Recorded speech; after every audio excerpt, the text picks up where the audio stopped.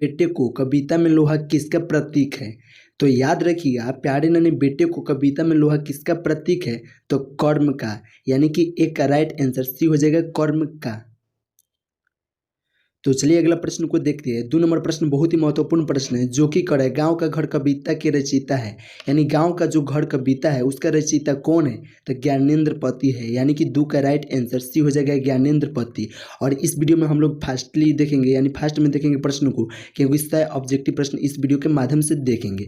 3 number प्रश्न को चलिए देखते हैं। 3 नंबर प्रश्न क्या है? चंद्रधर शर्मा गुलेरी की कहानी है। याद रखिएगा, चंद्रधर शर्मा गुलेरी की कहानी उसने कहा था है, यानी कि प्रश्न पूछा जाएगा आपसे परीक्षा में कि चंद्रधर शर्मा गुलेरी की कहानी कौन है? तो उसने कहा था, यानी कि 3 का राइट आंसर सी हो जाएगा, उसने कहा था।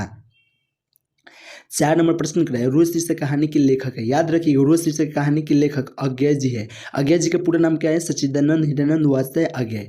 यानी कि रोज शीर्षक कहानी के लेखक कौन है? तो सच्चिदानंद हिरानंद वात्सल्य अज्ञय। यानी कि 4 का राइट आंसर बी हो जाएगा, अज्ञय। 5 नंबर प्रश्न बहुत ही महत्वपूर्ण प्रश्न है, जो कि कर है अर्धनारीश्वर पाठ के लेखक कौन है? याद रखिएगा, अर्धनारीश्वर पाठ के लेखक रामधारी सिंह दिनकर है। रामधारी सिंह दिनकर किस पाठ के हैं? तो अर्धनारीश्वर पाठ के लेखक कौन है? तो रामधारी सिंह दिनकर। 5 का राइट आंसर क्या हो जाएगा? सी हो जाएगा, रामधारी सिंह दिनकर।